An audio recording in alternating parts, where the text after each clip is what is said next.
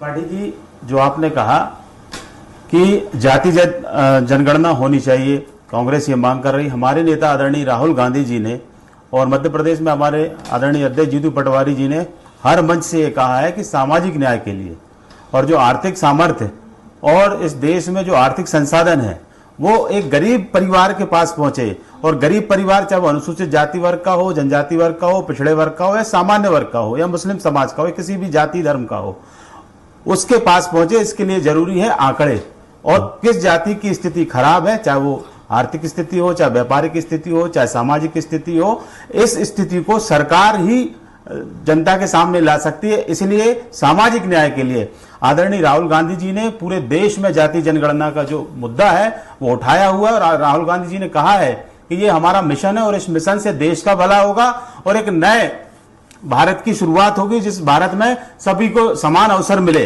ये सोच हमारे नेता आदरणीय राहुल गांधी जी की है। और संविधान, क्योंकि एक संविधान एक ऐसा विषय आज खतरे में दिख रहा है आपको? संविधान खतरे में इसलिए दिख रहा है कि भारतीय जनता पार्टी जब सरकार में आई, उत्तर प्रदेश हो, मध्य प्रदेश हो, किसी पे आरोप लगे और बिना कोर्ट के आरोपी दोषी सिद्ध हुए, भारतीय जनता पार्टी ने उनके मकानों को गिरा दिया। सुप्रीम कोर्ट ने कहा अभी परसों, ये मुद्दा ये नहीं है। मेरी बात तो सुनिए आप, इस मुद्दे पे हम आ जाएंगे। सुप्रीम कोर्ट ने ये कहा, यही तो संविधान खतरे में है कि जो तानाशाही भारतीय जनता पार्टी की सरकार में चल रही है, अगर कोई भारतीय जनता पार्टी के खिलाफ आवाज उठाता है, विपक्ष का नेता कोई आवाज उठाता है, तो आपने ऐसा पीएमएल कानून बना दिया कि उसको जमानत नहीं हो रही।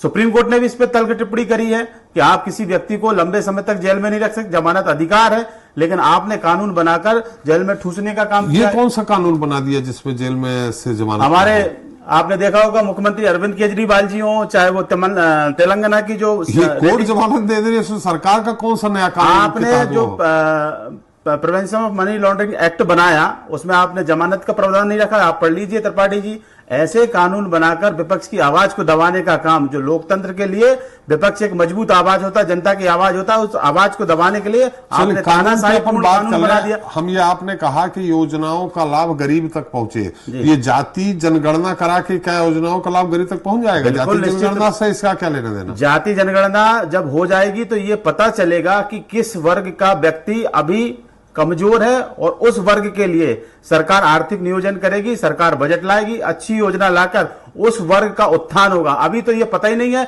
कि मध्य प्रदेश की 7.5 करोड़ की आबादी है और कौन सी जाति की संख्या कितनी है, कौन से धर्म की संख्या कितनी है, ये पता ही नहीं है। तो ये जब हमारे सामने आंकड़े आ जाएंगे तो निश्चित रूप से मध्य प्रदेश भी आगे बढ़ेगा और ये देश भी आगे बढ़ेगा। वाणी जी, मेरी आवाज आ रही है?